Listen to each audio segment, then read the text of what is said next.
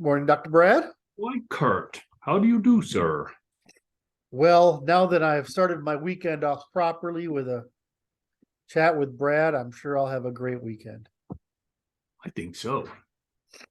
We were just talking about in the warm up. We were talking about Sargon and Lindsay. Yes. I wish I could have been a part of that conversation. I was thinking I would do a commentary on that because it might be kind of useful, right? You know, where you sort of do one of those reaction videos, and Yes. I just think it would end up being pretty long. But it'd just be interesting to do that, or maybe we could do that together at some point. That would be kind of interesting. That'd be interesting. I was trying not to volunteer you, so I volunteered myself. So I did it in a I roundabout way. invited you into the You didn't even notice. Shit. So anyway, I thought we might do that because it's such a great example. What I kept posting stuff on their YouTube because I kept thinking of stuff as they were talking. But it's just funny, you know. What did you say? You're doing. You said I'm doing what you're doing, right? You said. Oh, I'm doing what you're doing, which is to say, I'm like this. I'm like, I'm turning it. I'm paring it down to the first principles and sciencing it as they do it. I'm like, oh, that's what they're just talking about that. Yeah. Like, that's awesome. What was interesting to me was there, I don't know if you've got there, it's because neither one of us has finished watching the video, is they're breaking it down to the Gnostics being the problem, which are attempting to create the technology of Plato's cave to enslave the masses by psychological warfare to overwrite the normative matrix of society to suit their interests. And I was impressed by that. I'm like, that is exactly what's going on, is the same enemy from Babylonian times. Okay, so can you help me with this? Because I'm a scientist. I was raised Catholic. I'm so sorry, Curt. Wow, did I lose you there somehow? Well, it's just that to me, historically, Gnosticism is a cult. Right? Yes. Right. But when you say something like that, the Gnostics, you mean something. You mean something by that I'm not sure. And in other words, not you and everyone else that studies all the people theology that vocalize such matters. Yes, you mean something by that I just don't quite get, because, well, first of all, I didn't care before, and now, but now I care. So, wait. So when did you start caring? Probably today. Okay, just checking. It's just not interesting. I mean. Okay, right. So because it's like, okay, got to give you the Gnostic story. So it's about 200 AD. We're somewhere in like North Africa, Egypt, you know, somewhere up there. Yep. And it's like this. So the Gnostics pop out, and they're telling the story. And this story goes like this. They're selling this story. Okay, now this is a visual, so be aware. Okay, this is the story from the Gnostics, not from me. Okay. Can I blame you for it anyway? You can do whatever you choose to do. I can't limit your free will, sir. So the true God sent the word of God, who falsely believes himself to be the true God, to enslave the masses with morality. Okay, I know this part. The Gnostics are liberated from enslavement through morality by service to the good God through acts of immorality. That I don't get. Because it's I mean, okay, I just don't. I get what you're saying. I just like, okay, that makes sense to me. But what are they talking about when they say acts of immorality? We do whatever. You mean enslaving people? Oh, and that's a start of badness. Because it's like this. We go back to Babylon, where the sorcerer's job is to summon demons and to control them through their superior knowledge of evil. Yeah. And how do you know anything about evil if you're not practicing, sir? I thought we were just talking about Judaism. What does that have to do with Gnosticism? Pardon me? I'm sorry, I didn't follow you. That's the premise. It's all good. There we That's are. the premise of Abrahamic religion. So what does makes the Gnostics different? Oh, it's just that they're aware of it. They're They're aware of it. And they're advertising it, and they were brutally crushed by the Romans. The church crushed them as heretics and as best they could, or at least suppressed them or absorbed them. But they did not advertise their teachings as how did they present what they were doing? That was the Gnostic presentation. No. It's a secret. It's a secret. Oh, I know that, but I'm trying to look for. Okay, you've just given me an understanding. I'm sorry for the audience that I don't know this, but I actually have an allergic reaction to this stuff. So, like when I hear something like this comes out of the Gnostics, generally it's not a bad idea. I mean, when I hear it, right? But I don't have any context for it. I see.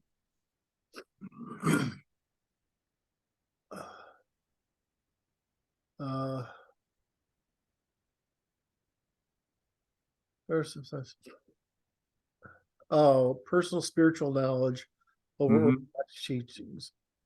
Okay, now this is this is the understanding I had, which is it was a battle between, it's sort of like Protestantism versus Catholicism, which is a battle between my personal understanding, my personal relationship with God, and the Institute as a proxy. The Institutes as a proxy for God. And so my understanding was that the organization of the church, well, that was trying to create a political religion and have institutional control over it, and Gnosticism was a threat to it. That's how I understood it. So, but your claim is more to the Gnostics will be like this. We're going to institute the religion to enslave the masses and control them secretly from inside of the institution, where we do whatever we want.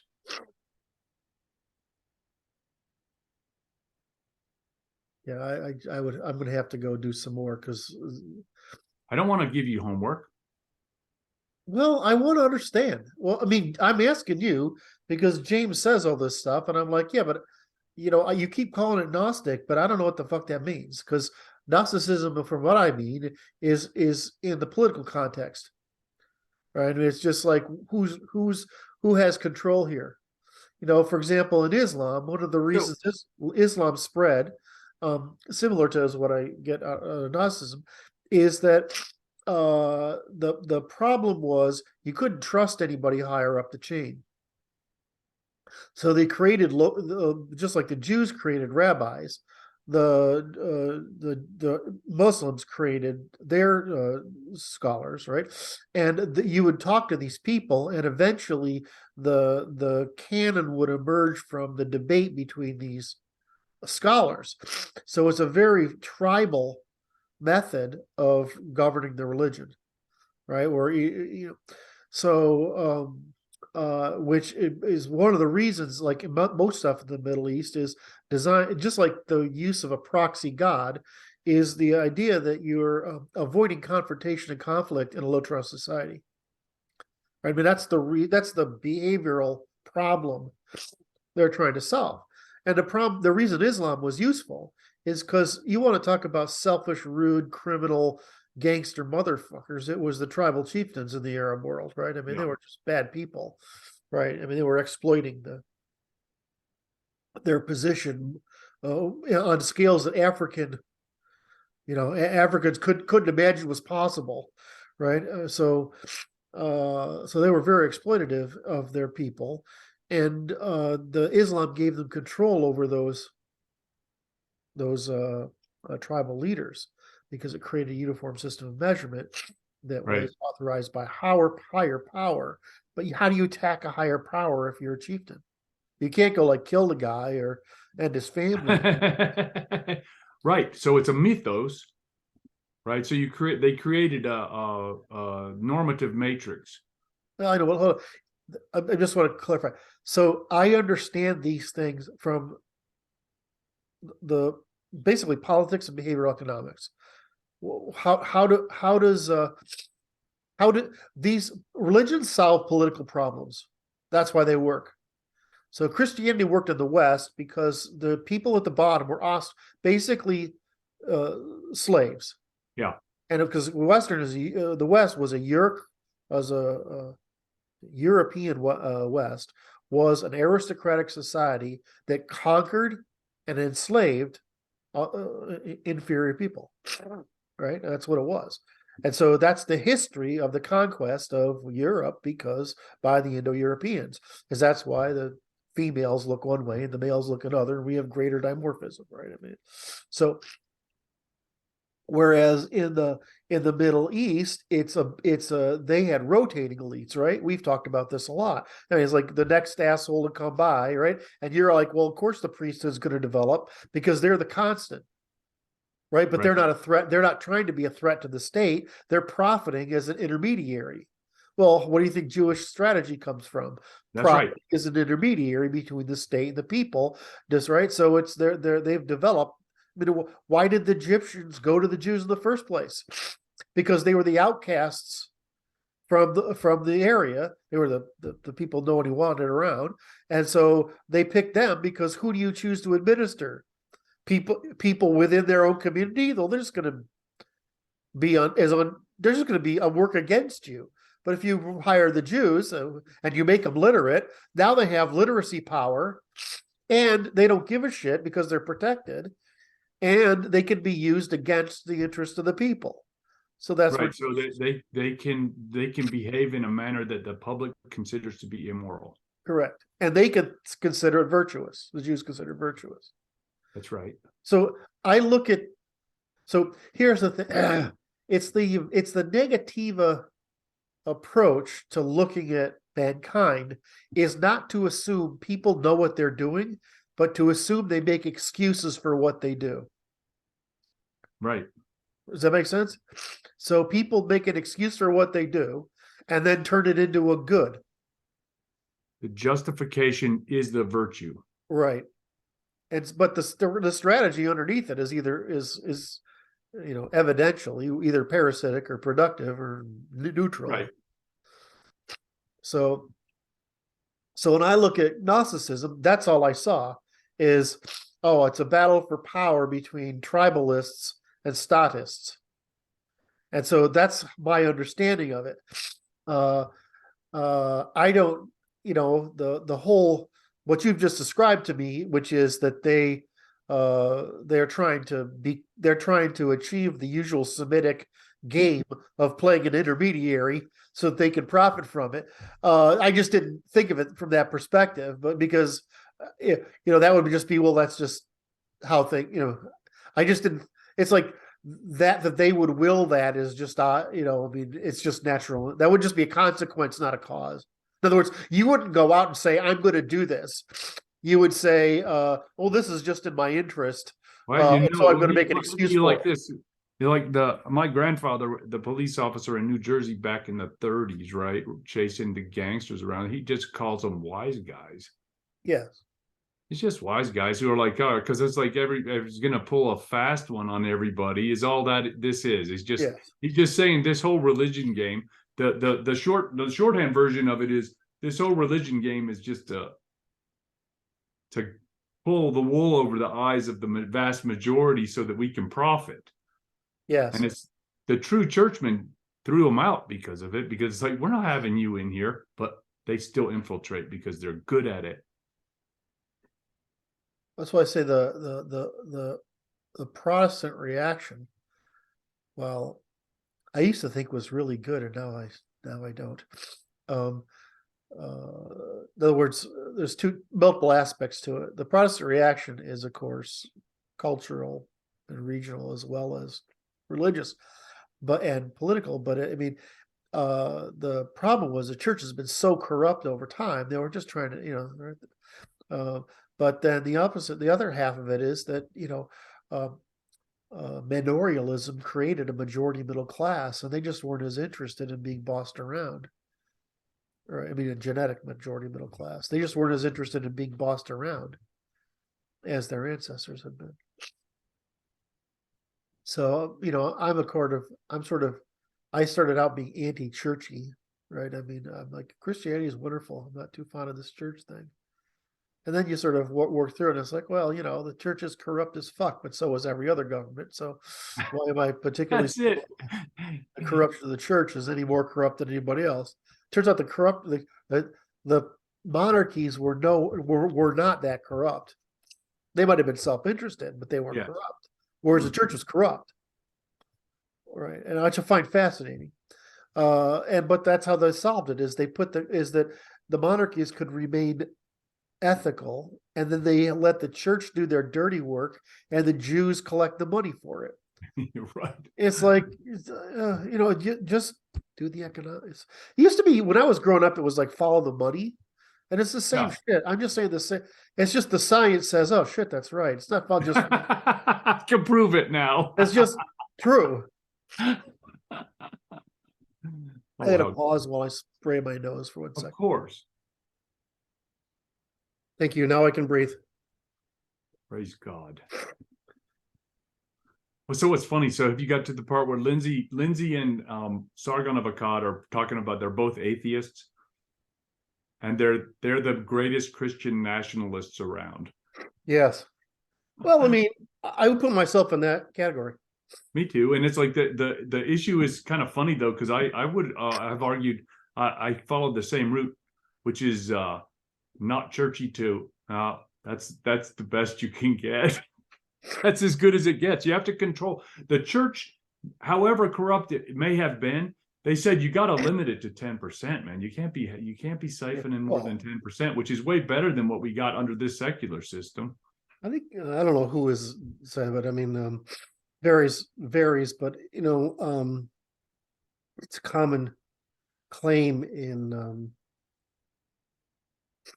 in economics that realize we tend to view all of because the English and the French kept such good numbers, and the Dutch they kept good records. The English in particular, right? Because they're West Germanic, right? So they're going to keep fucking records, right? And they kept a lot of that Roman shit. So because they had all that, our view into economic history in Europe is sort of like Italy, France, or the Dutch. It's less than the East. Anyway, so the argument is like taxes were around 3%, really. But then we could only produce a surplus. The rule of thumb in history is humans can produce a 20% surplus as a rule of thumb. Even if you look at big city scales, right? You get, right? As every time you double the population, you get about a 20% benefit. That's just that's a cumulative. Benefit is the wrong word. You get 20% more of everything. That means more crime, more more discounts. So you get 20% more of anything, more conflict, more hostility, more innovation. You get the whole thing. So these are just historical rules of thumb.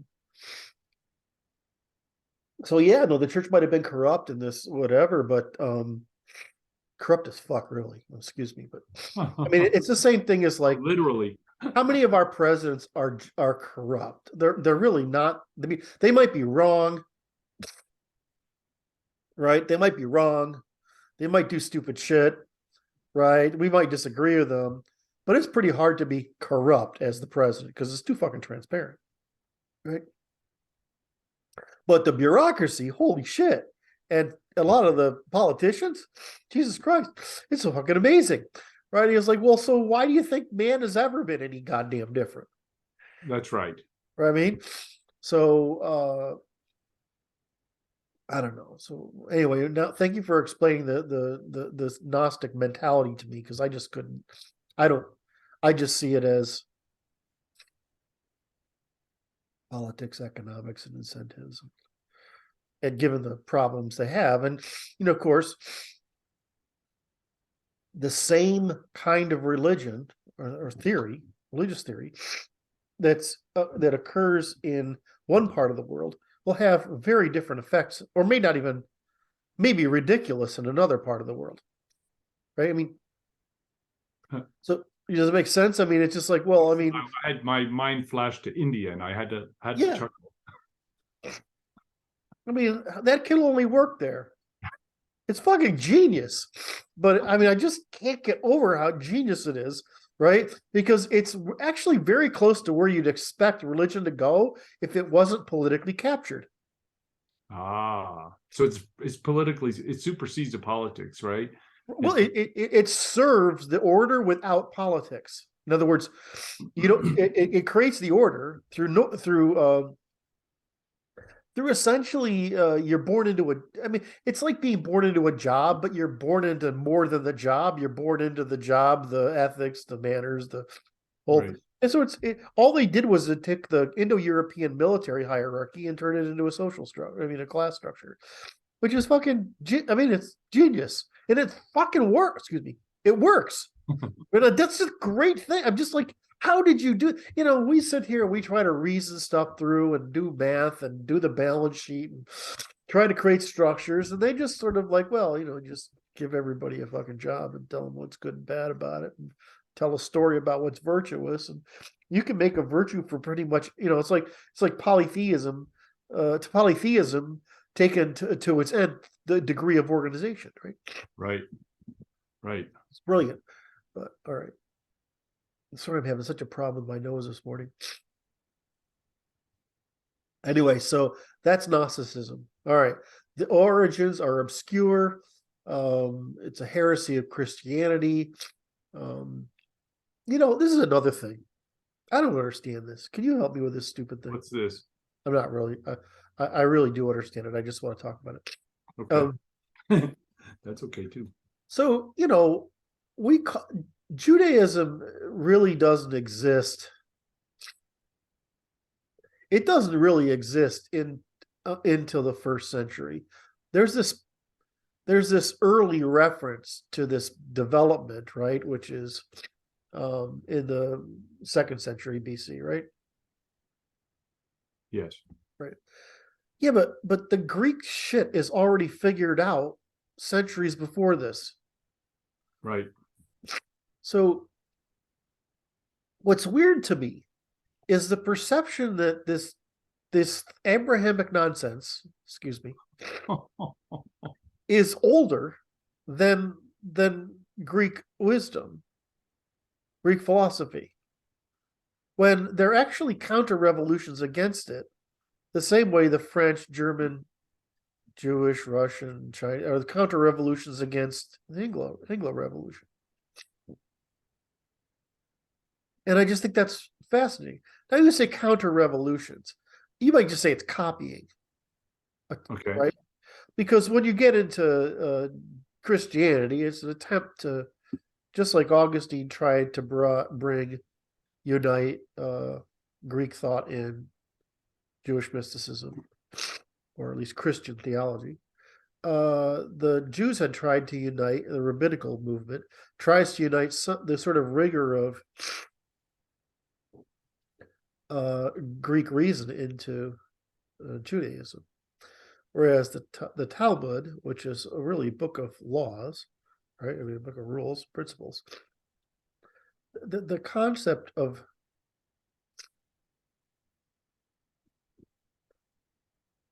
what am I getting at? Why do we think Judaism is older when Indo-European tradition is older? In other words, why do we think in other words, Greek and reason is more advanced than Semitic theology? So I'm fascinated. It has to do with the inclusion of biblical stuff that they're bringing forward and wrapping in. the They're past. pulling stories from the past that are further from the past and claiming that identity as theirs. I see. So it's a natural consequence of putting all this Babylonian and Egyptian and other stuff in there. Right. So the storytellers are weaving a tale, and they weave the tale of the past as if it's a projection of their progenitors that caused this to come to be, that still makes sense to everybody in the social circumstance. They can't say, hey, the Romans and the Greeks have this better shit, and we got to make our own version. That doesn't work, right? And because no, it has to be a better story than that, because need a better story. That's a loser story that you just told. I don't know. It's like this. It's like you gotta, those guys, after this destruction of the second temple, right? It's like they had to reconstitute their whole deal. They invented it, Judaism, out of whole cloth. It's like, okay, we gotta, because they gotta get even. They're trying to get even, right?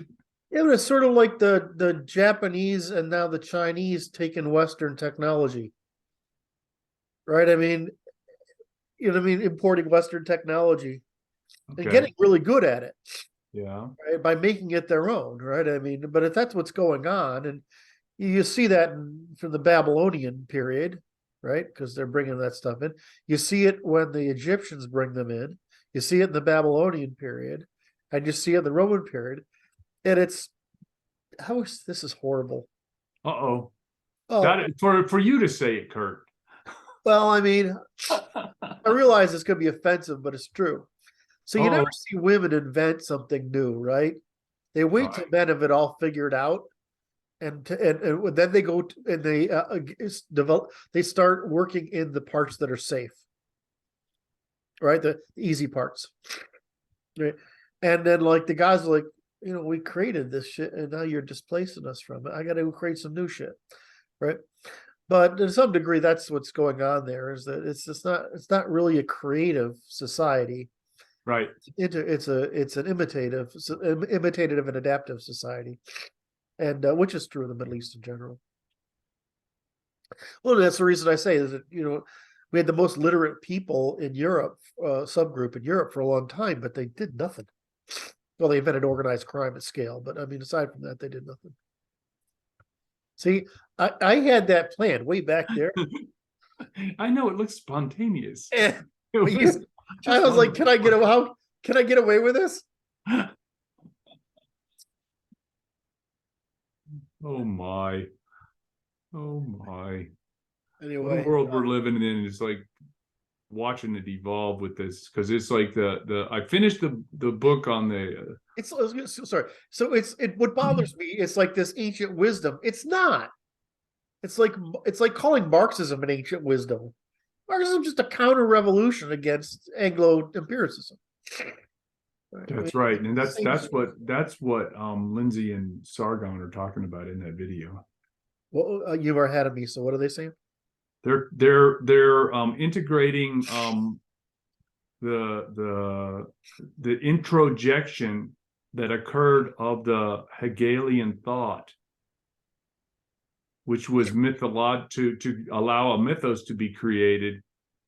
It's by the people, the Gnostic types, who are trying to create a mythos that is not based on reality, that is based on a Platonic ideal to generate Plato's cave in the modern world. Every once in a while, thank you. Yes, I got that part of it. What I just didn't understand the Gnostic part. Now I'm starting to, and now it's pissing me off. So, why is it pissing you off? Well, because if it's like,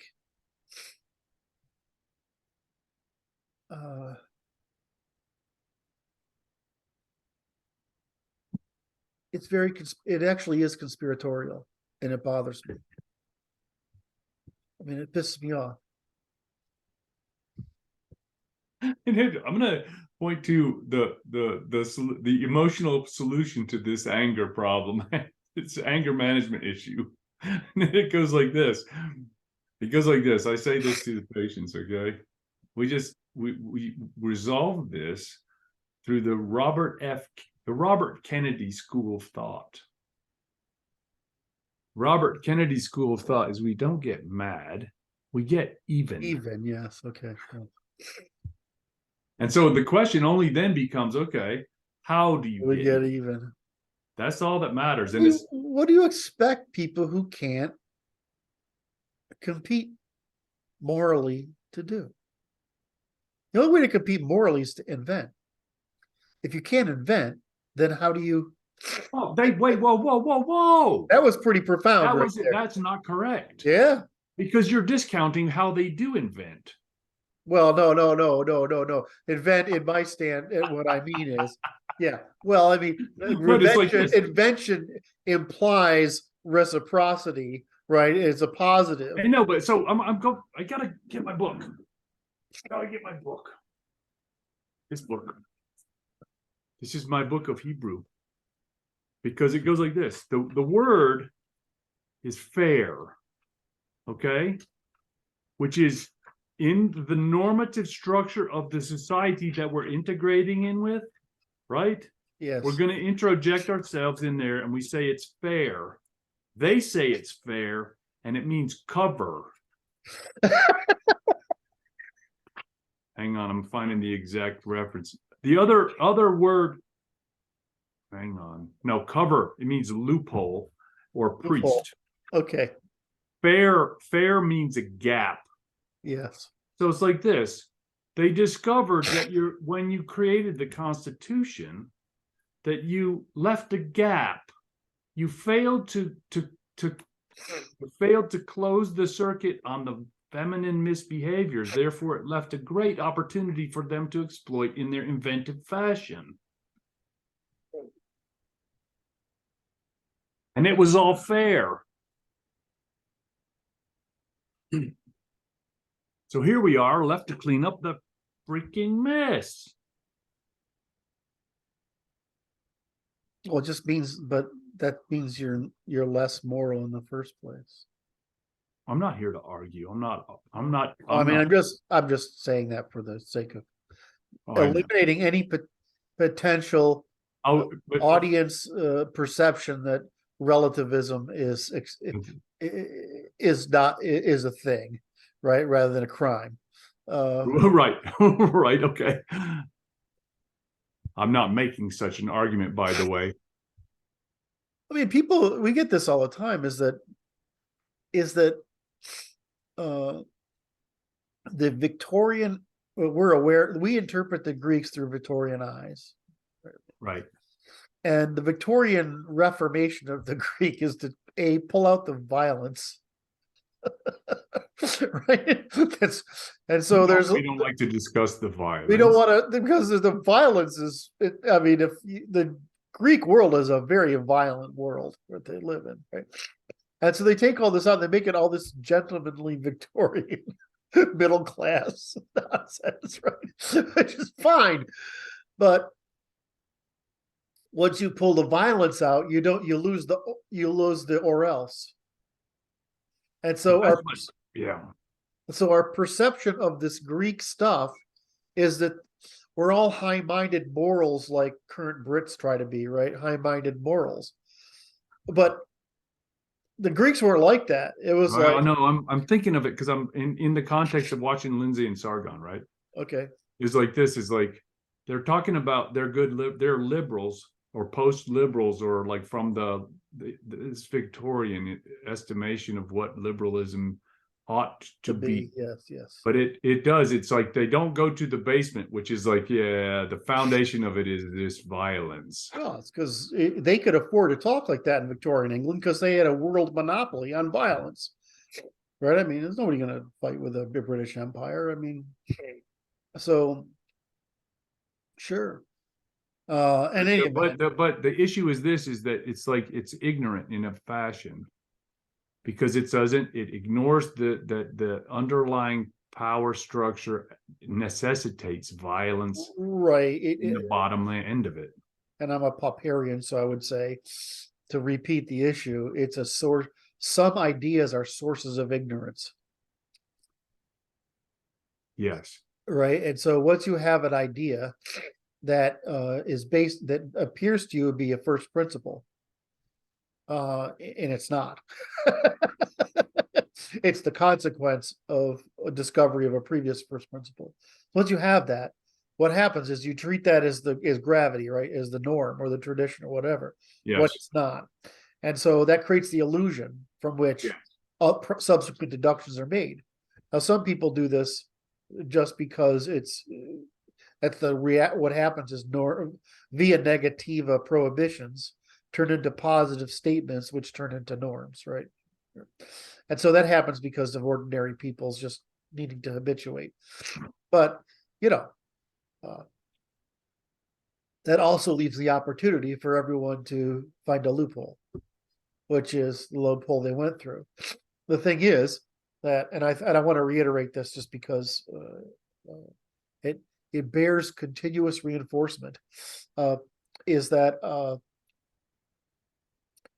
that loophole exists because of trifunctionalism, yet trifunctionalism is the secret to our failure to stagnate. Right. And so the problem is that trifunctionalism has to be tolerant of alternate grammars. So we're tolerant of the verbosity of the faith. We're tolerant of philosophy. We're tolerant of ideology. And we're tolerant of dictate, right? We're tolerant along the spectrum. When really you're only tolerant so much as you have no law of decidability to distinguish the true and moral from the untrue and immoral. Yes. So what natural law does, I mean, in the long history of the natural law tradition, which is what we're saying is the natural philosophy and moral philosophy ended up uniting in the natural law, right? Which is the science of decidability. And so, and one of the aspects of science of decidability is cooperation. So when we they didn't have the ability to solve that problem that we do now. So they didn't know how to solve the problem of maintaining trifunctionalism while prohibiting this problem. It's the same problem I ran into when I say the Christians are unfixable. Well, they're not unfixable. They're just, you got to just leave a loop. You've just got to maintain trifunctionalism, which is leaving the loophole for mythical speech. But mythical speech can be reduced to whether it's immoral or not. Right. And so we can say, well, once you science Christianity, realize that it's telling you something moral. It's really then not the first principle of Christianity. It's the problem. It's some of the stupid shit people say about it afterwards. Right. So it's not. What did I do? Did I do something again? It's just the fun language, man. It's just funny. So I mean, it's like I had a great day the other day. I don't know if we talked about this or not, but it was very rewarding for me. We have a guy that's close, and he's a very devout Christian. I love talking to him because I can say, well, my view of God is the scientific view, but it doesn't make any difference from the theological view because the same fucking behavior rules apply. The same rules apply. That's not a problem for him. Huh. You know what I mean? So I mean, I could talk to him, and so when I talk to him, I can switch to theological language, and it's not a problem because I kind of like it. And I was talking to a friend about this. I actually like talking to him because everything I do is negativa. You know, and I was making this arc a minute ago about the Greeks, right? And how we tend to, and the violence and whatever. Well, the problem with what we do is that we include that violence. So now it's a matter of not of being right or wrong. In other words, because that's the assumption in Greek and Victorian prose. You're just right or wrong. It's not like you're right, you're wrong, or you're criminal. And in natural law, we've added you're right, you're wrong, and no, that's criminal. We don't make the assumption that you've just erred. Matter of fact, it turns out that most of your errs are justifications for criminality. Yeah. Theft, right? And so, shit, I was going to fork that those two threads, and I might have forgotten the original one. Oh, so Christians. So I could talk to a Christian, and I like it because it's the language of love, which is very natural for me, more natural for me than the language of decidability. So I just really like talking to them. The problem is you can't talk to enough Christians like that, right? You can't say, I see. So God would want us to do this, or Jesus would advise us to do this, right? And then we'll say yes or no, or I think that Jesus would say this, or God would want that. The minute when that's happening, that's a good conversation. When it's, but the Bible says, and and whatever, that thou shalt not. I'm like, yeah, well, what does that have to do with? I saw this great meme, which was no one in the Bible had a Bible. Yes, that's great. I thought that was pretty good, because it's like that takes away the authoritarian steam. Well, it's just that it's argument by analogy, and with independent of causality. It's free associative, right? It's really associative, which is one of the values of mythological literature, is because it's associative. Yes, it can evolve with the society because it's trying to give you basically constants, right? So you could go through the Bible today and sort of edit out the stupid shit, and it'd be okay. Did I just say stupid shit was in the Bible? I suppose that was. Well, I mean, I would. Well, I will. I mean, it's like Adam and Eve is a good parable. Noah's Ark is a good parable. Yeah. Job is a good parable, right? I mean, these are good parables in the Old Testament, but they're only good parables if you also have the Greco-Roman and Germanic parables as well, and Slavic ones. Sure, I left out the Slavic because the Slavic sometimes are even better. So you have to have all these parables. They're really quite wonderful. But I mean, Jefferson went through the Bible and he's like, this is all it really is. And it's like fucking hardly anything. And everything meaningful is in that Jefferson Bible. The rest of it's just excuses. Now, some of those parables are good, but like, what's that stuff at the end? It's just nonsense.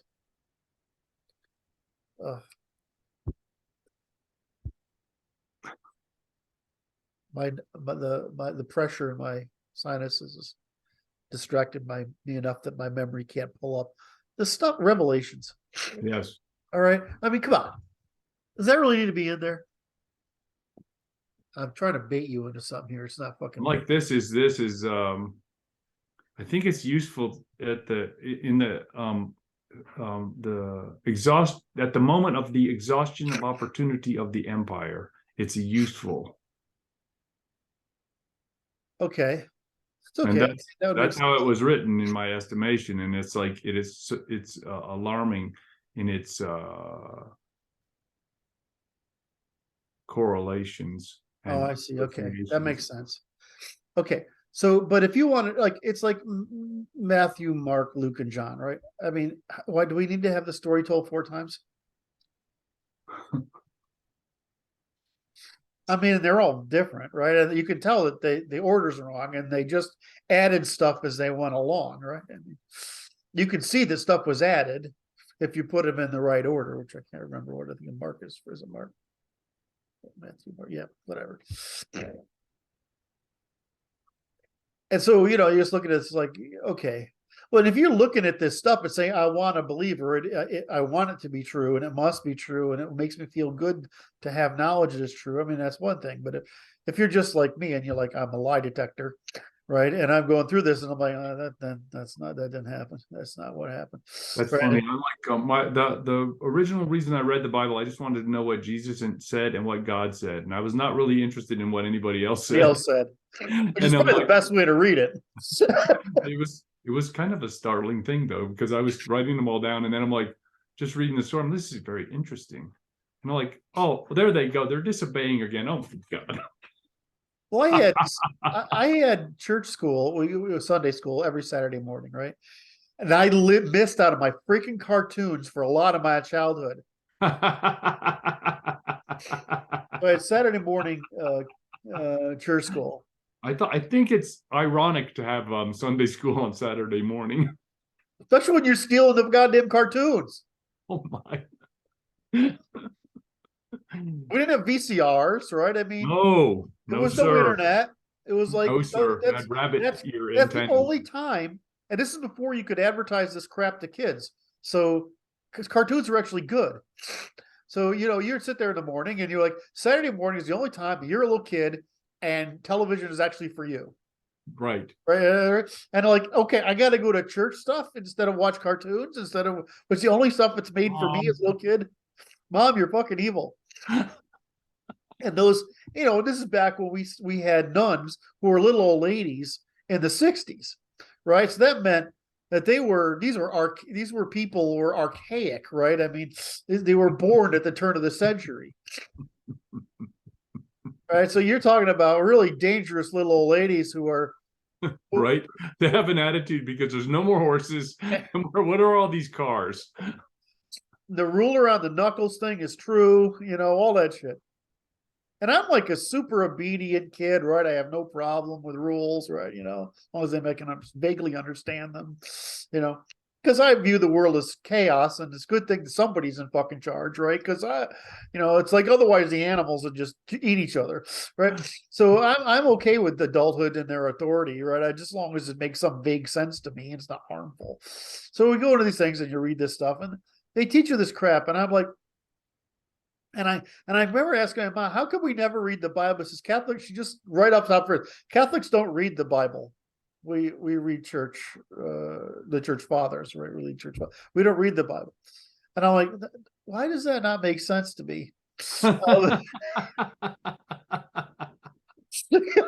I'm such a nerd, right? I'm not a nerd like in the sense that it's like source material, though. It's like, how come we're not going to the source material? I don't understand. Yeah, it just doesn't make sense to me. It wasn't logical. So like, we don't use the Catholics don't read the Bible. No, we don't read the Bible. That's Protestants. So my father's family has it's lost now, but father's had this Bible, right? This old Bible. It was leather bound and very soft leather bound, very nicely put, and all these signatures, birth dates is in the front of it. And so I got that. And so I sat down and I read it, and I'm like, it took me a while because it's like, what the fuck? I mean, it doesn't make any goddamn sense at first, right? And I assume if you're not autistic, right, all this ceremonial, worshipy, emotional stuff sort of works for you. But I'm like, this makes no goddamn sense, right? I mean, obviously the Genesis makes sense. I mean, because it's just whatever. All right. Then you read and it's like, then you get to the end and it's like, this makes no fucking sense to me at all. Right. So, but then we had to, in 7th grade, we read the Bible as part of school. And your parents could give you an objection to it, right? Your parents could object back then. This is around 1970 sometime. Okay. So your parents could object. Right. And so they kick you out of it. And I was like, why wouldn't I don't know. I was like, why would you not want to read it? It just seemed like really weird to me. Like, right. But I didn't understand the connotations of it. Right. So we read it through it. And I found interesting, because reading it by yourself without having an adult explain it to you, it's just, it doesn't, it's like, I remember very clearly the professor, who I loathe, by the way, because he walked like a duck. It really bothered me. It's like, left a scar in your mind, did it? It was like, there's something wrong with you. I just offended my autism, And so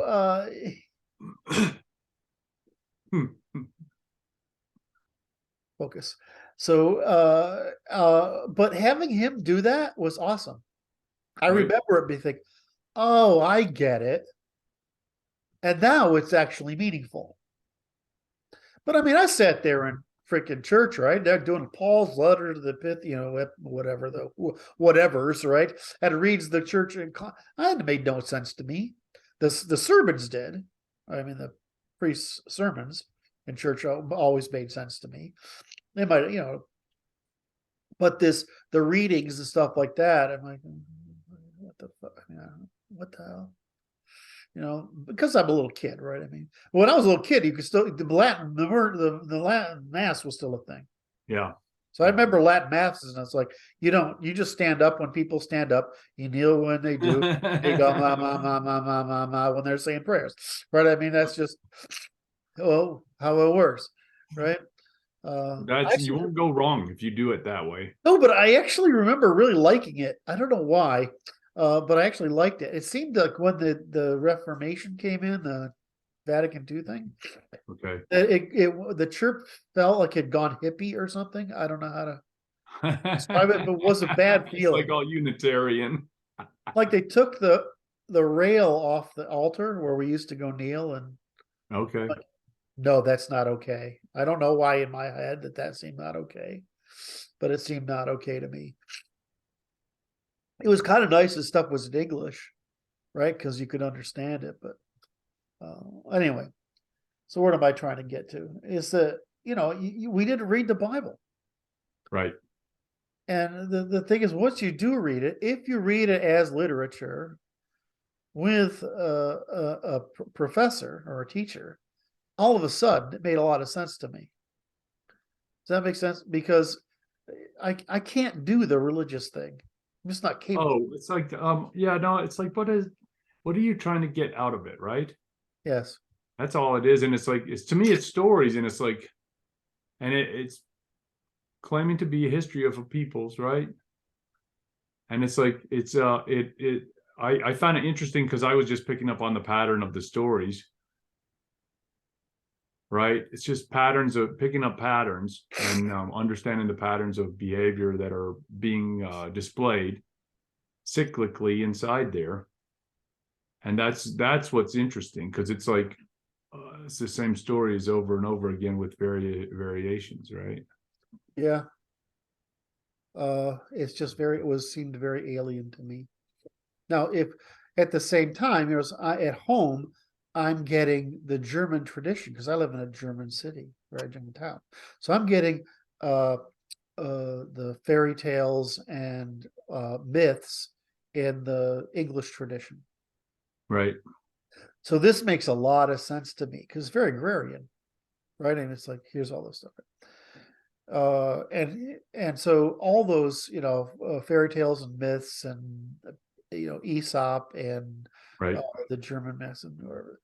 I got that. I had a set of records that my mom ordered from Hartford Current newspaper, which they used to be involved in making culture happen, strangely enough.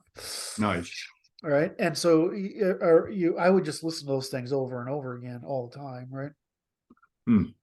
Elves and the Shoemaker. I mean, stuff like that, right? I mean, it's just, the Billy Goat Gruff and then right. about the troll of the bridge and the whole thing. I mean, just, and this stuff was real to me, but the church stuff wasn't real to me.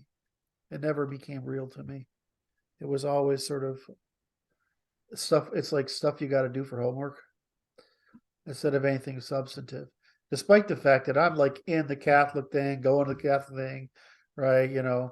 Going to church school, whatever. It's just like homework to me. It doesn't really affect me. Whereas the Germanic literary and the Greek and Roman and Germanic engaged your imagination or something.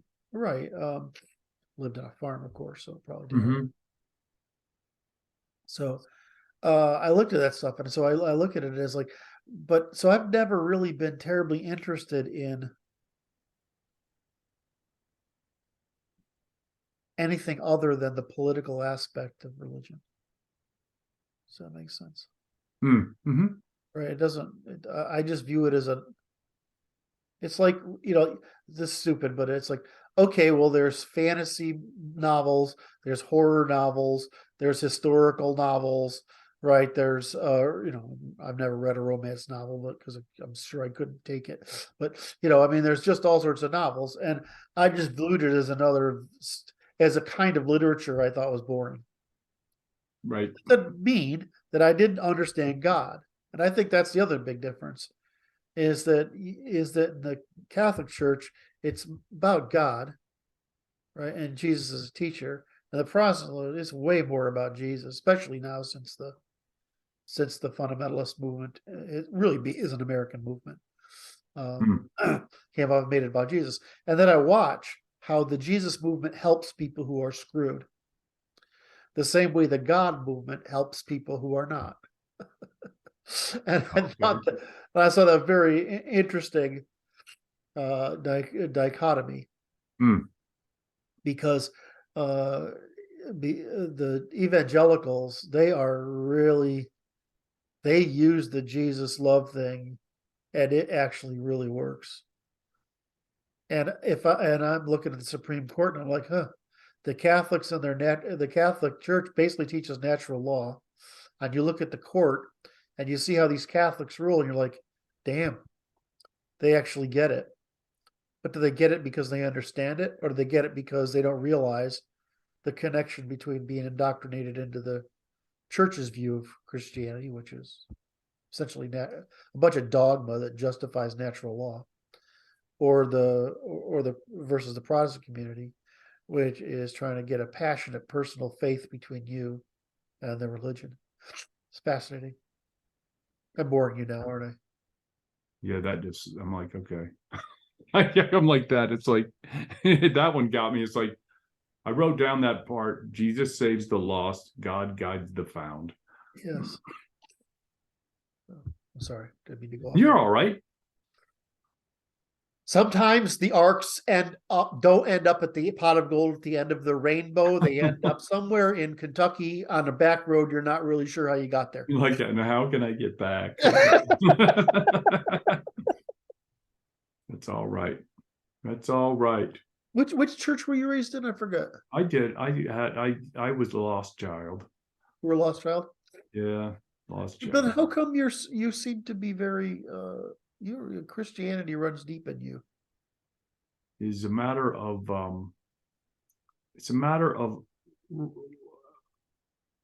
you wake up and it's like, what side of the moral spectrum are you going to serve? Yeah. Okay.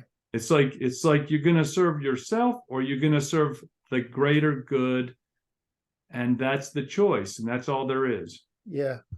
And so it's like this. So I woke up and I made my choice. I said, I know what team I'm playing for, and I'm like, okay, then I made a conscious decision of it. Yeah, I like that. That's beautiful. How to get onto that? Talking about this, we're talking about Lindsay and Sargon, right? I have to go. Right, which is funny because they're like this. They're like two atheist guys, and they even thought it was ironic. They're like, well, we have to they're arguing for the need for God because the place needs to be held so that some human's not going to think they're going to fill the shoes. Oh, that's the argument about having a national religion, is that it's not so much you have one, it's that you prevent the bad ones.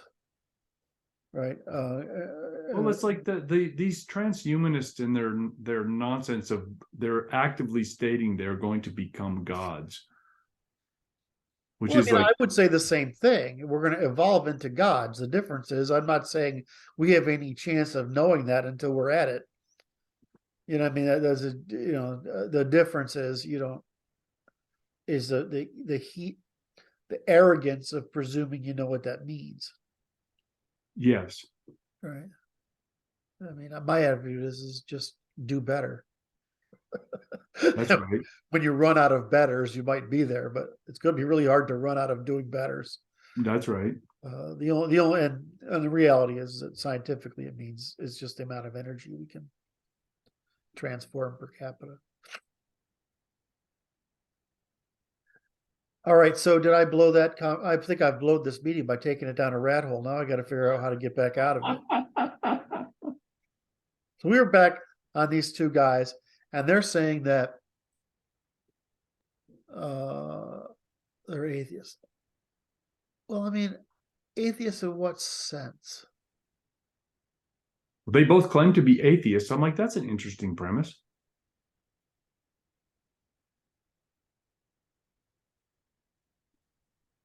Well, And that would be an interesting question to explore, because it's like I find atheism to be a ridiculous presumption. It's like I'm gonna claim to I don't believe in a thing that I don't think exists. Like, why are you making such a big deal out of that name? well, I mean, It's an identity I of a could negative science, nature, I could science God, right? Or the gods, or any right? prophet, or any philosopher. I mean, I've done it. It's not that difficult. The question is, you're still with two different questions. One is, it doesn't matter if the rules are the same, the advice is the same, whether God is a construct of a culture, Right. construct of man, um, an analogy for nature, right? An analogy for the universe, laws of the universe itself, or something outside the universe. Everything other than we recognize these rules, regardless of how God is constituted, Right. it doesn't make any fucking difference. Right. I don't understand how that, because everything else is a presumption that you know something you don't. I know. So, but see, the construction of atheism is the identity that identifies with the negative existence of that analogy. I would actually say I would say I'm an anti-fundamentalist, not an atheist. Right. And so, and I'm not sure they would agree with that, something along those lines. The problem is the use of religion, as an attempt to claim it's true rather than it chooses wisdom. In other words, true, like it's scientifically true, justifiably true, or it's a logic, like in the sense that a logic is possible because it facilitates subsequent deductions. Whereas religion doesn't do either of those things. It provides you with analogies that are general, right, for when you don't have enough information to do otherwise, right? And that's what they do. They provide. I would say they're. What do you mean by a fundamental truth? You mean a general rule of arbitrary precision of a problem, of how to solve a category of problems, right? And religion does that really, really well, actually. Right. It's the difference between a story, a parable, fiction, right? Literature, a philosophy, Mhm. and a science and logic. I mean, and the problem is you don't always you rarely have enough information to use science and logic. Right? I tend to think of it as the other way, is that these ideas have lasted for thousands of years. Right. Right. And so if they're lasting for thousands of years, there's something in them. That's how I look at it. It's like I That's don't have to know what's in there, but it's right. like they've been carrying it for 5,000 years. I'm like, let's just keep that around because I don't know what we don't want to lose it. Yeah. And the way I falsify that is like there are 500 dead gods, right, that we know of, right? These gods aren't dead yet. All right. So if they're not dead yet, they can't be too false yet, right? Or too. Oh, that's right. So the problem is that wisdom literature is extremely valuable because we're not all equal in ability, knowledge, or age, experience, right? So I mean, it's one thing to go and like say, well, and so it's the analogy I always give. I'm a general, right? If I know a lot of information, then it's also it's the trolley problem. It's a variation of the trolley problem. So if I'm a general, right, and I know what to do, that's great. If I don't know what to do, I'm going to make a philosophical decision. Right. If I don't know what to do and it has moral implications, which means that the future, whatever happens here, might be out of my control, Right. and I don't want to do what's wrong. Correct. Then you have theology to learn. Now, that may sound, that doesn't, I don't know what that sounds like to people. See, I've internalized the grammar so deeply that I can't not That's good. think in the grammars, right? So, but when you're looking at ordinary people, I don't know what they hear, but I mean, it's just graceful failure and graceful increase in precision, Yes, right? That's I all, see it. I see that. right? And so I don't, when I see, when somebody says to me, I just don't think God would like that. All right, well, that's, of course, my understanding of God is that God wouldn't like that. Or if there's a particular thou shalt not steal, right? I mean, that's Right. pretty concrete. But I mean, okay, or I don't believe Jesus would do that. Those are really good statements, right? Right. Now, as because those are the general you of your life making a decision about things that you don't want to be responsible for the hubris of thinking you're smarter than you are. That's right. That's right. They're guards against hubris and selfishness. That's Right? interesting. So instead, so what happens is, of course, you start making 1,000 subconscious decisions a day Yes. that are in the interest of the commons, that if you Yes. didn't have that wisdom, you would make in favor of yourself only out of logic. Yes. Which So is pure reason. which is pure Which is reason, right? I mean, that's the interesting. problem, right? So you're trying to get somebody to say these things don't cost me to make this too much to do for the common good. That's Or right. these things cost me to do for the common good, but they're costs I can pay. And not doing these things for the common good is a cost I'm unwilling to bear. So those are great. That's just,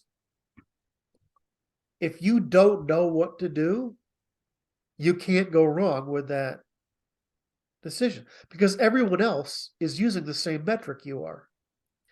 It's when you have the hubris or the ego. In other words, I'm going to go for my self-interest, or I'm Yeah. going to claim that I have more knowledge than I do, that you're violating the law that these things, religious wisdom, sets out for you. Conversely, if you have the knowledge and information, and it doesn't violate that or those religious principles, right, which is morals, then you know I can use those principles. And if you have the knowledge of science, it says, well, I mean, I just have all this Certainty. Right. right? I have greater certainty, and somebody might think that in the general this would be a violation of law, but in the particular knowledge, since I have enough knowledge, it's not, right? It's the right thing to do.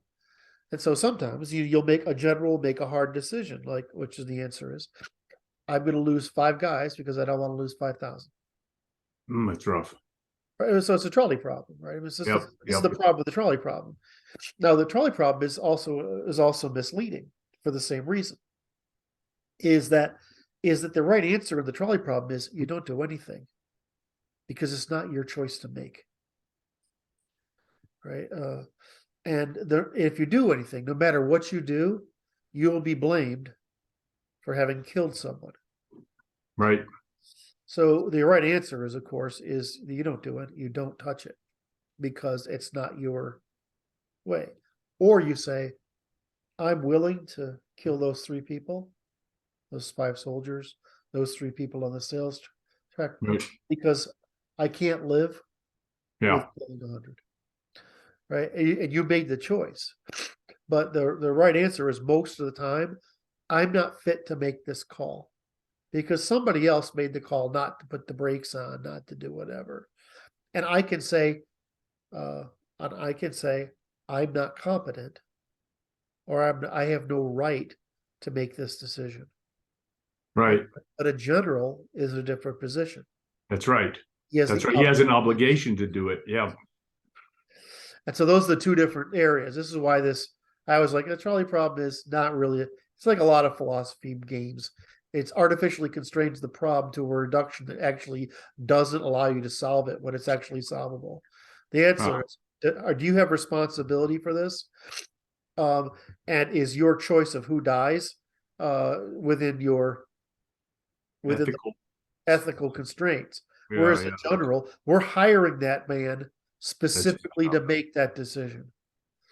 the hard calls, man. It's a hard call, but we've authorized him to make the decision. Who the fuck are you? Because I'm going to be the person who is the three people they killed instead of the 50. Right. I'm going to Right. say, who the fuck are you to make that decision? That's it. The train guy can get it. The train operator can get it. The maintenance worker can do. There's a whole lot of people that get. But you decided that you would rather kill my husband or my daughter, or Yeah. right? We don't. And furthermore, we don't know what would have happened if you had left it alone. So I mean, these are Right. acts of hubris, right? And honestly, what's Christianity? It's a warning against hubris. That's right. Right. But what does a fundamentalist do? They're arrogant. He gets into arrogance and claim it by acting hubristically.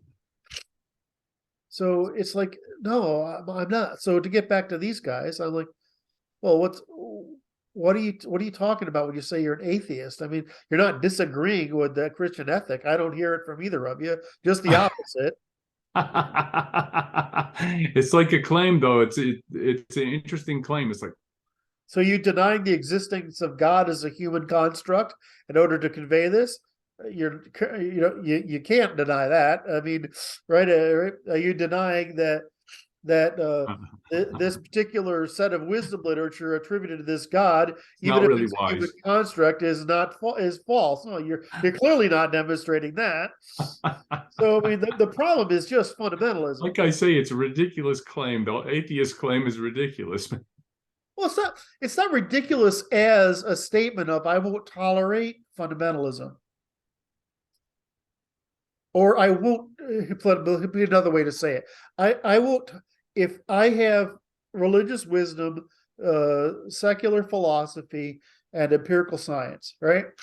If I have one of those three things, right? And I have the science or the reason, and it conflicts with the theology, it either has to be a matter of precision or one of them's wrong. Almost always it's a matter of precision. Right.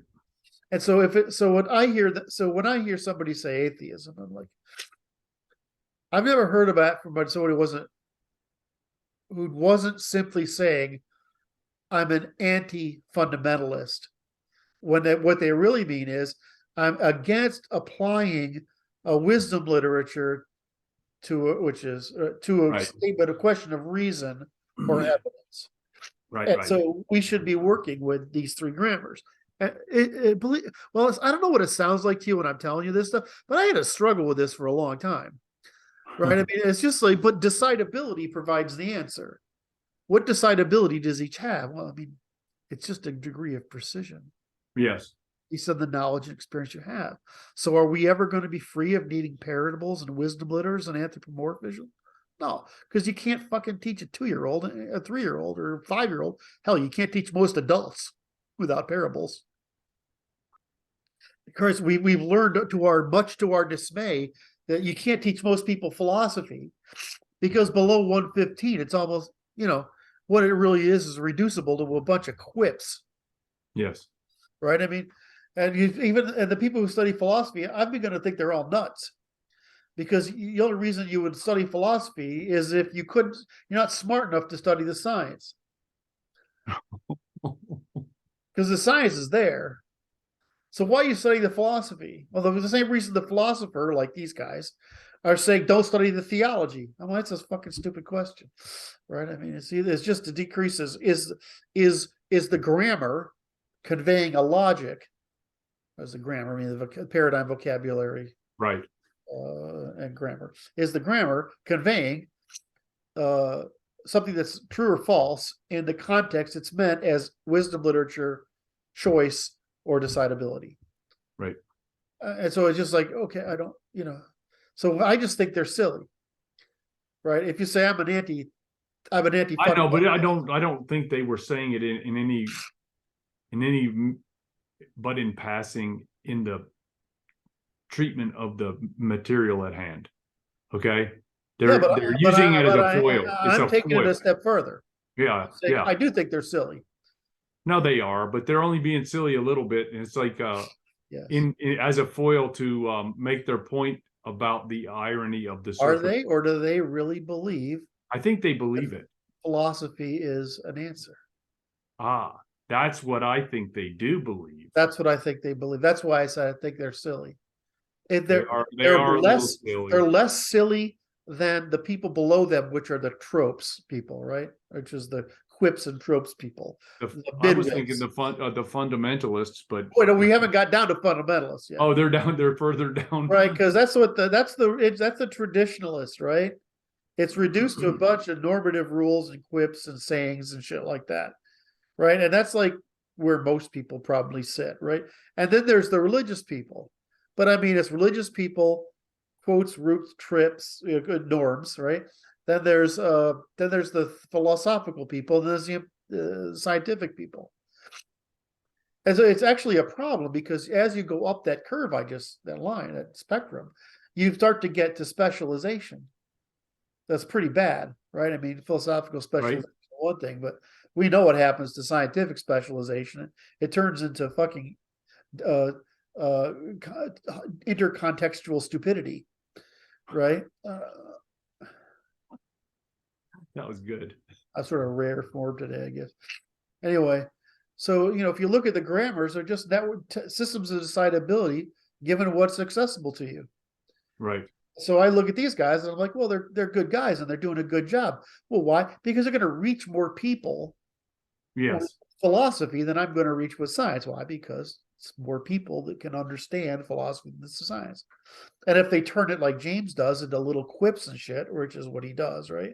Then it's going to turn into the normative reach. So, I mean, shit trickles downhill. I mean, some of us got to figure stuff out. So somebody can turn it into philosophy. So somebody can turn it to quips and nonsense. So it can eventually migrate its way into some sort of parable. It'll end up as a meme. Exactly. Religion's basically memes. So have I beat this subject up too much yet, or is this making sense? On it. Good. Was that useful or no? I think it was useful. Okay. I liked You just it. like it when I make fun of people. I do actually, and I don't know why. It's some kind of cruelty inside me that finds joy in it, Curt. It's catharsis because you realize it's true. It just feels like getting Just the emotion out, and you are is afraid a to say relief. it yourself. Oh my. I wish I've been troubling on this issue lately. I was very, I don't know what I ate yesterday, but I had a bad day yesterday. Yeah. Which I'm still recovering from, as you can hear. But so this whole thing of, I mean, you get the grammars, right? How hard is that? I mean, That's not hard. It's not hard, right? And the problem is, how long does it take before it isn't hard? In other words, is it hard? I mean, you've got it. It isn't hard, right? But we've been working together for 2 years almost. 2 years, right? I mean, you're fucking dangerous with this shit now, right? So when you look at the grammars, did you get it early on? Did it make sense? That was pretty quick. Yeah. Because it's so straightforward. It's very straightforward. That great big spreadsheet you have there is just like, oh, that's just logical and and rational explanation of the differences between them and how they function and interrelate. Yes. And it's geometric. It's very simple and straightforward. I was trying to describe this to somebody the other day, and I said, well, I mean, you got a point. You got you as the observer. You got a point. The point is a location. Before you get to a point, you get you an observer. You got to count things, right? Well, what does a count do? You've got stuff or you don't. Then you add, well, I could have a debt. Could be missing a difference. Well, that would be a negative, right? Well, that's a dimension added. Right. Oh, I want to make a point. That's a spatial reference. Now that's another dimension added. Now I want to be able to make 2 points and something between them. Well, that's a distance instead of just, that's a quantity Right. distance. And you're just adding dimensions, right? The next one is a plane, 3 points. Right. Make a plane. A plane could do an area instead of a distance. And then you do a cube or something 3-dimensional. Well, okay. I use a cube because it's easier to imagine than a pyramid. You never know what the fuck they're going to do with a pyramid. So I use a cube. All right, so cube. Well, now I got, sorry. It's just defending against defending against logical stupids is just really hard work. So you've got to pick the cube. So I'm going to pick the cube. Now I've got a volume instead of a plane, or an area, or a distance, or a reference, or a count. Right? I mean, these are all adding dimensions. Well, if I can get that far, you got it. So you get what a dimension is. Now we had time, right? Time is a dimension. So now we got 4 dimensions. Now, okay. Now let's go to ordinary language. How many dimensions do you think there are in ordinary language? Oh my God, there's so many. It's not really. It's about 7 dimensions. 7 or 8 dimensions. So a noun, a verb. It's like, I mean, everything's a noun. A verb is a name of an action. A name. Right. A noun is a name, right? A verb is a name of an action, and an adverb, and you start going down. But there's really basically, everything is reducible to 3 things, which is state, change, state, right? Is it? Everything's a Markov diagram, which is change in state, transistor. Right. Well, okay, so now you got language, you got nouns and verbs, whatever. So what's in a noun, right? And you go through the dimensions of a noun. Well, it turns out it's just like geometry. There's only a couple dimensions before you make a thing that 6 or 8 dimensions to it, right? And what's surprising about them is how many of those dimensions are property. In other words, how many things have to do with the property of a thing, like the ownership of a thing, the control of a thing, and the permission necessary to touch a thing. A lot of the dimensions in that. Otherwise, it's just color and texture, and where, and then you have where the thing is near it. Right, because there's like, whose is it? Yeah, it is most of what language consists of. I mean, it's like half. There's one thing that what's important, that tells you everything you need to know about what's important to human beings. Well, you'll get killed for. Right. Right. So what'd you say to that? Okay, so how is that different from math? Well, it's not. Not different. The difference, what's the differences? Well, math is uniformly scalar, right? It uses is a uniform scale. It's scale independent, but the scale is uniform. Yes. But most of those dimensions in language, they're not like that. They're qualitatively different. They might be ordinally different. In other words, they might like they're ordinal and not cardinal. They're ordinal, not cardinal, right? And then there are just a bunch of them. But you could still say, here's the thing, and here's all these little sliders. Right. To describe everything. And then there's a qualifier, which is an adjective, right? Which is the same thing. It's just, but what are those things all reducible? Sense perception. Right. Right? They're all reducible to that. So there's a geometry of language. The only difference is we can envision things moving. We can envision a count of something, right? We can envision a point, a line, an area, a cube, and something object moving in space. And then we get into, okay, now we can see objects moving in relation to each other, right? Right. Well, what's the difference between this ordinal system with 6 or 8 dimensions and this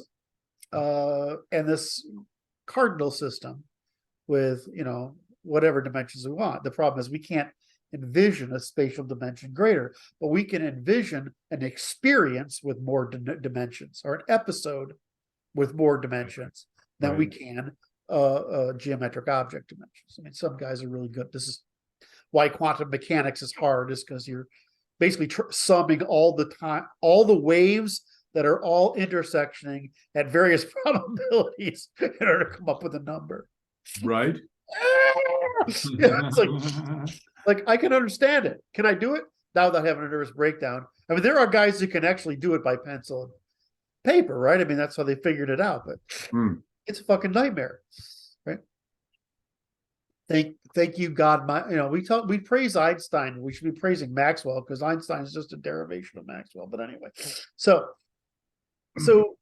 we get after this stuff. It's just no. I'm not trying. I'm actually trying to make a point here that's valuable. I know it's surprising, but we're talking about the grammars, and I'm trying to show the dimensions that are in mathematics. The mathematics is a very simple language.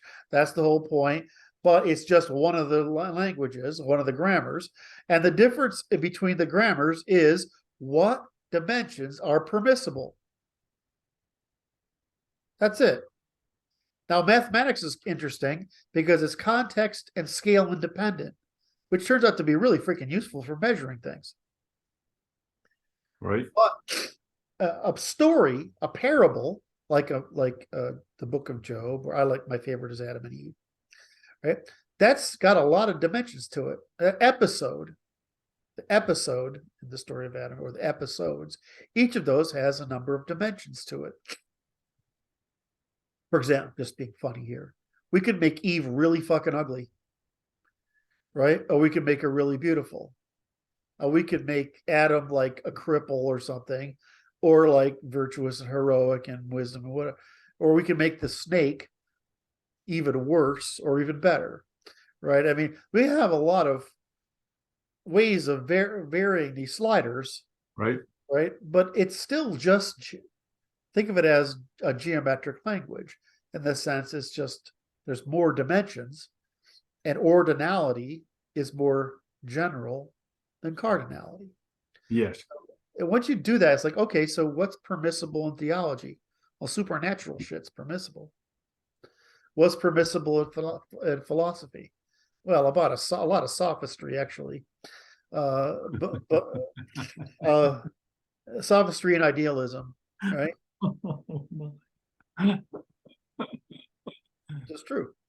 It's not an argument. I'm not denying. What's possible in the sciences? Well, if you're testifying, not much. But otherwise, everything from innumeracy to pseudoscience to magic, right? I mean, there's a whole bunch of stuff that's there. Now, so the problem is that what's the purpose of science? It's to find the first principles, so there are no dimensions permissible. Yes. Right? Except those that are first principles that lead to construction. To me, I'm like, I have to interject a little bit here because there is much going on at the moment that masquerades as science. Yes. And it is so mortally offensive to me. I can't even begin to tell you. I'll leave it at that and let all your fertile imaginations go wild. Well, what I think here's the problem is that is science the settled science, or is it anything along the spectrum until it's settled science? And the answer is it's settled science. A thing might be attempting to be science. In other words, it might be empirical. But is it science? So this is saying the same problem happens in philosophy and theology. Yeah. Is you try to claim a thing has more persuasive power, more truth than it does. Well, right, and that's my objection is it turns into that claim that something is settled science when in fact it is nothing of the sort. It's like some kind of fundamentalist article of faith being generated by men somewhere for some purpose that I don't understand, or I do. So my favorite ones are that data is constructed, not sampled, right?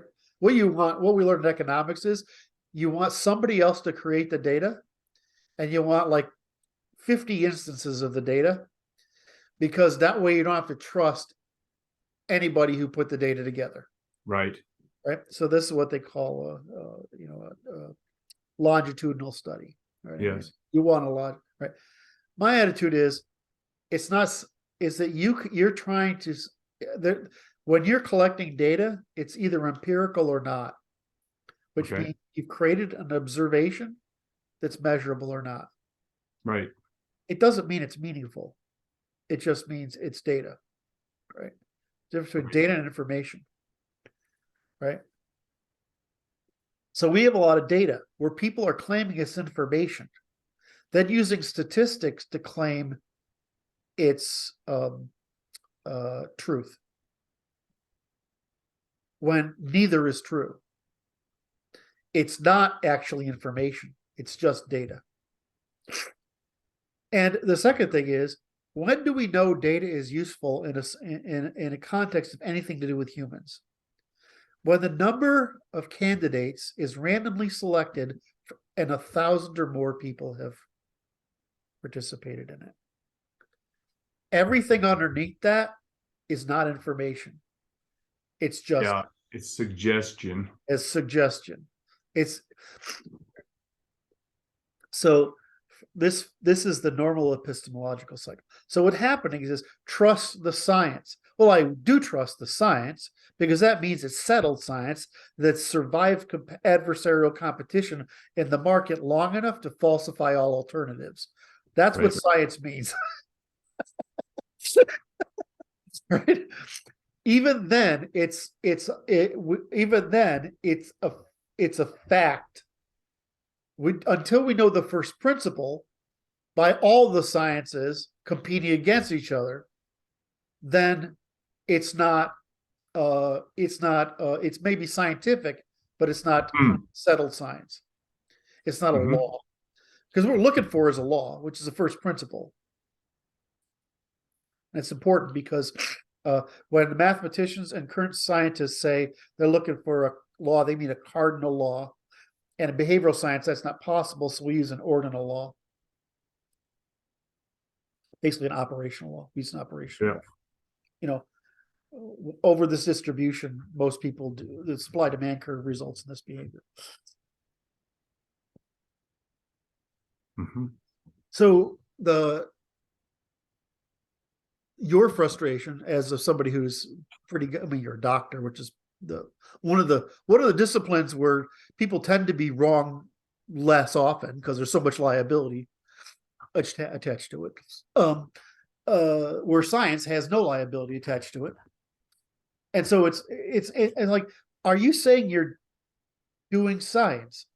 What are you actually doing in that spectrum of data collection, information ascertainment, right, falsification, and adversarial competition? Where are you in that fucking spectrum? Because the science is what comes out the other side. This is maybe scientific, but I would say instead it's empirical until it's scientific. Right. So trust the empiricists? Well, I don't trust fucking anybody. I would say trust the evidence, right? Is the evidence as we do in reciprocity, is the evidence substantial enough that the people making the claim are willing to bear the burden of liability for it? And is what they are liable for within their means of restitutability? Oh my. Well, if it's not within the limits of restitutability, then they can't compel it. They can only advise it. And so what did these guys are not smart.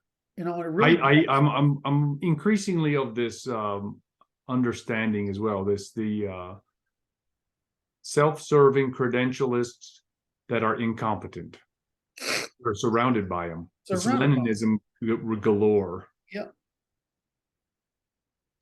Which is interesting. It's like, so Leninism would suggest that the party elevates the people to power, whereas the Peter Principle says that it's like the unseen hand that elevates them to beyond their capacities to be competent. Yes. But it is either way. That was a really horrifying thing to say. I apologize for that. I don't mean to horrify you. It's early in the weekend. It horrified me to say it too. Well, I mean, I'm not, in some, this sounds horrible, but to some degree, we've just invalidated government, bureaucracy, specialists, and scientists to the point where the same revolution, there was the revolution of philosophy started by the defection of people out of, not philosophy, out of psychology. Defect happened when people realized in the 60s and 70s there was no scientific basis for psychology practiced, and so cognitive science was born Okay. as a way of leaving behind the credential falsehood of psychology, and Okay. instead moving into trying to make a science of cognitive science. Right? And so what's happened now is that the cognitive science is broken into neuroscience and all this other stuff, linguistics and whatever. But the end result is like our work, right? I mean, it's just come around to, well, there's completely fucking, psychology was completely fucking bullshit and still largely is, because it's still trying to create a uniform, homogeneous system of measurement when the problem is really the competition between the two, the equilibrium between the two extremes of the sexes, right? So until psychology makes that reformation, just like we've made the division of classes in the houses of government, so to speak, till this psychology will remain a pseudoscience. And so thankfully, some people do the big five and they've broken it into facets. What are the facets? Just male and female biases. What are the big five? Well, they're just before, during, and after states of information processing, given the friction of the cabling that's in the neurons that's in your head.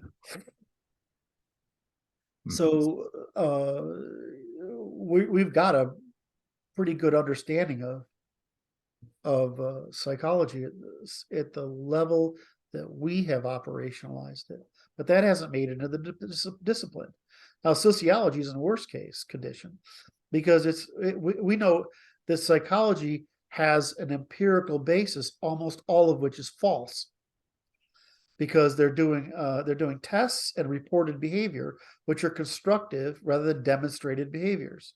So we're in economics. That's why economics has displaced sociology, is because if you have behavioral economics, you have psychology, and if you have economics, you have sociology. And so you've added the regular economic demonstrated behavior. Why? Because economic behavior is determined by demonstrated behavior independent of the survey or reporting. So that's why I've been successful in using the internet and social media as an experimental platform, because all I got to do is fucking outrage somebody, and then once they're outraged, there's no cognition going on at all.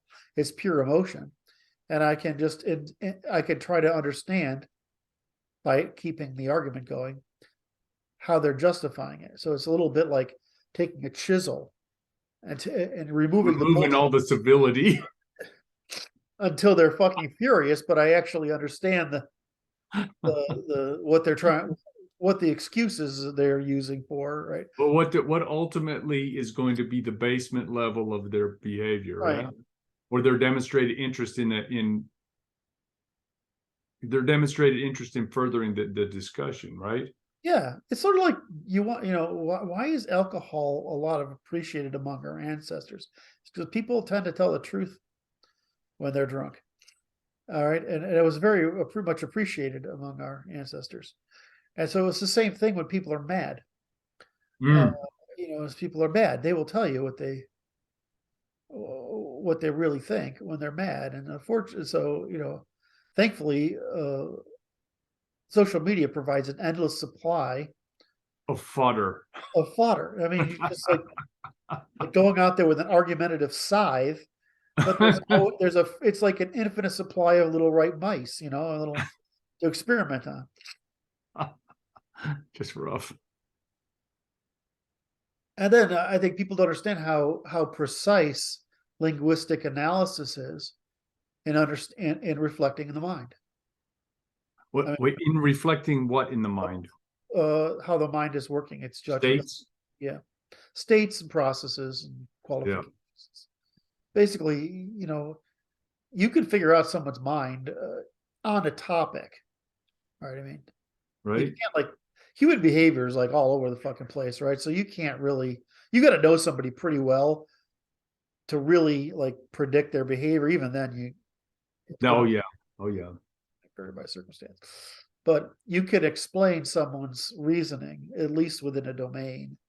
And most of what we're concerned about is moral differences in moral intuition that would result in differences in political demand, right? That's what we're mostly interested in. And so you can figure that stuff out without too much problem. So, and the reason I know this, of course, I started out, but I've started out in artificial intelligence, right? But then I did, linguistic analysis of legal systems, right? Legal claims. And then, I got down to what phonemes are being used to convey what meaning. I mean, it was just like insane. And I was doing this back in the late 80s when computers were not very fast. So it took a long fucking time to run some of these things, but you could get it done.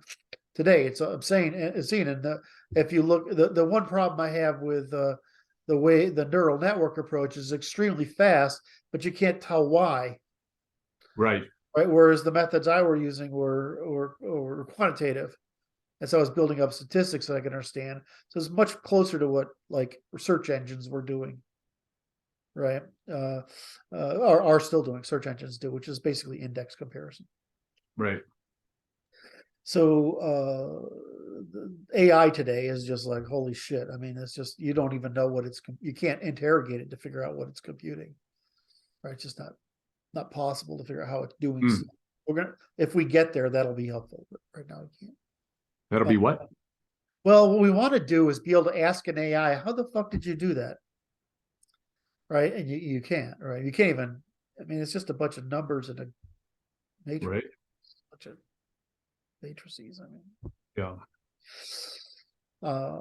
We're getting some ideas of how to do this, but it's just very difficult. So, where's I going with that? I was trying to, my mission during today's conversation has been to use the concept that were brought up by Lindsay and Sargon and your reactions to cover how hard are the grammars to understand, and could we make people like this that are in philosophy understand that their words are reducible. What they're arguing is like any other system. It's reducible to a logic that's indexable, and we can, and a set of dimensions. That I think will be easy. You think that's easy? Well, it's like this. It's like you have people that are very intelligent, that are interested in solving complex problems by their demonstrated behaviors, and they will be able to grasp the concepts very easily. And so that when they will be able to understand that, and then they will make use of it as they see fit. Okay. There's no limitation on their capacity to grasp that simple information.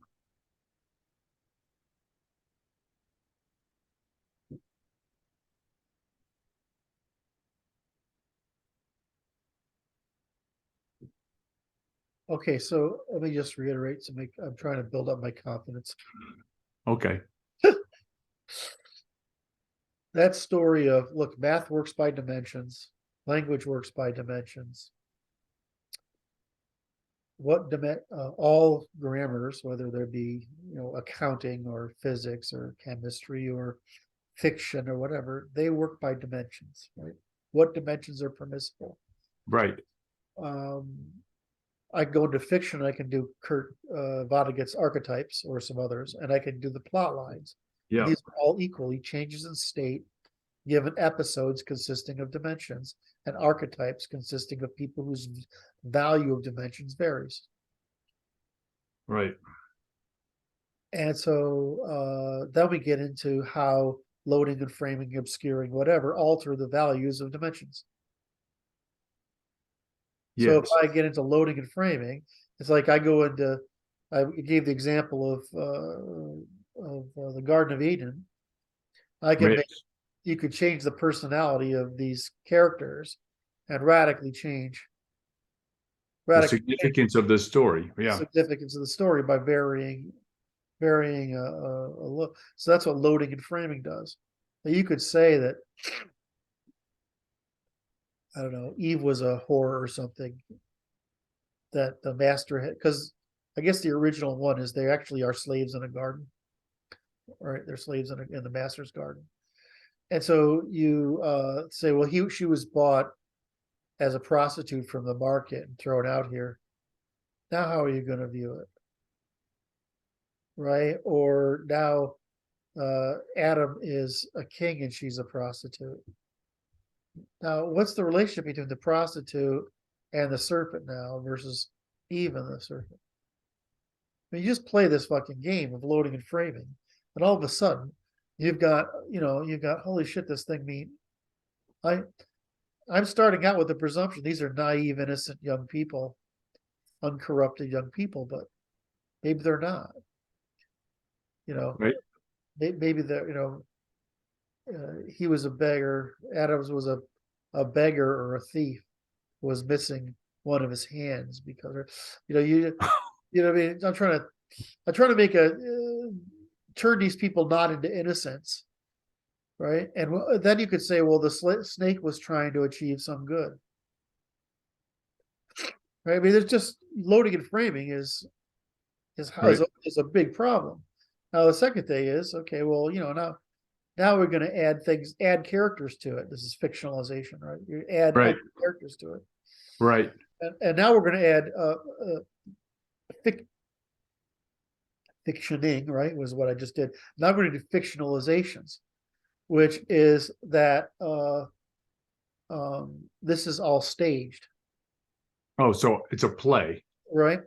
Well, I mean, and they don't know, right? The two parties don't know, right? Okay.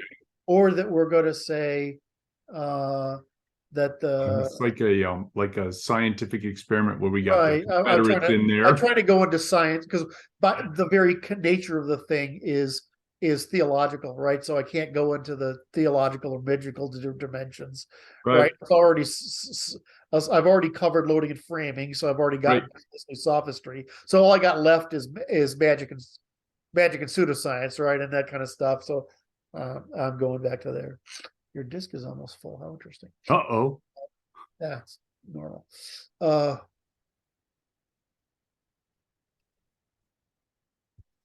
am I trying to get at? So you could do a lot of these things by adding dimensions or changing values. So I'm going to add the dimensions of science, and that these are actually programmed automatons in a simulation that we're running. Right. And now it doesn't make any difference what they fucking do because we're just constructing it.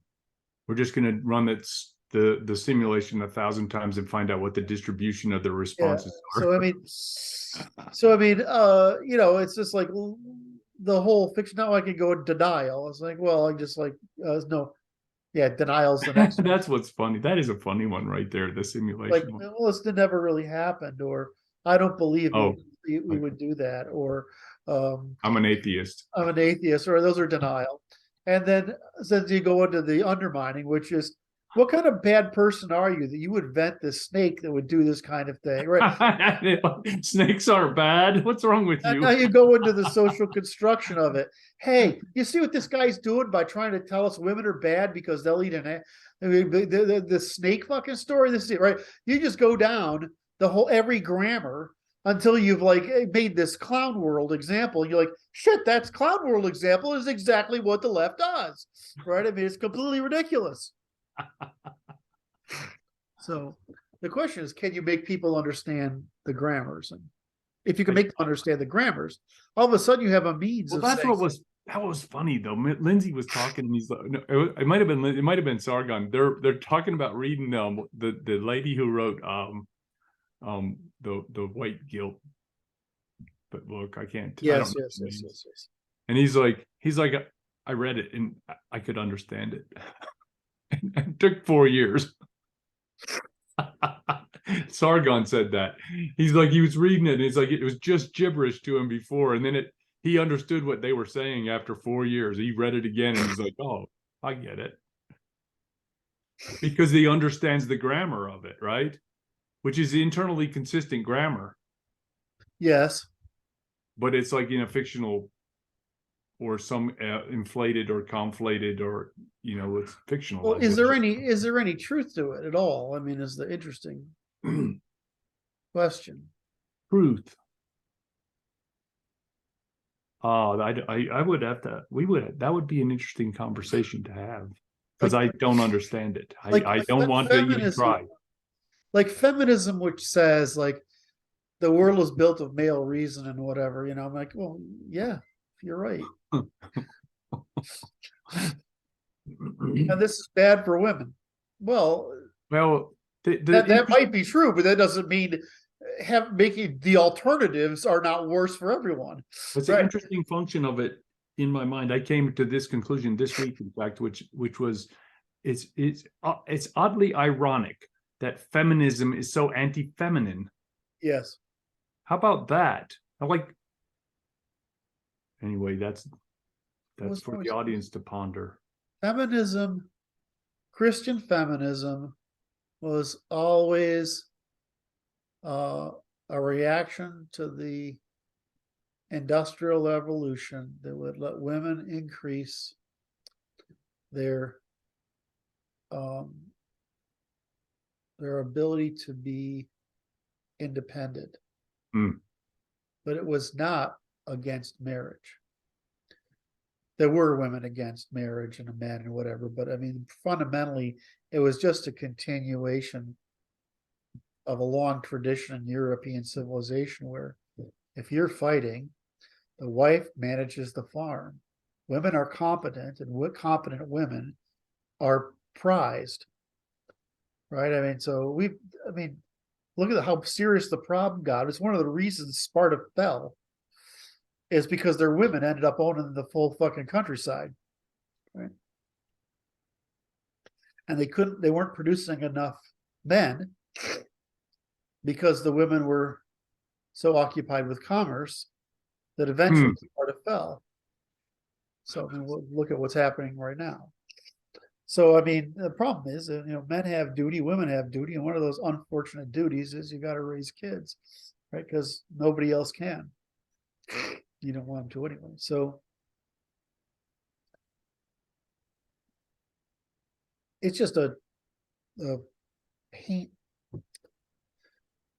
The problem was once we get Friedan and Betty Friedan and Gloria Steinem and that crew, is it's about how awful men are, how oppressive men are, how we need to take over, how we need to run the world by women's rules.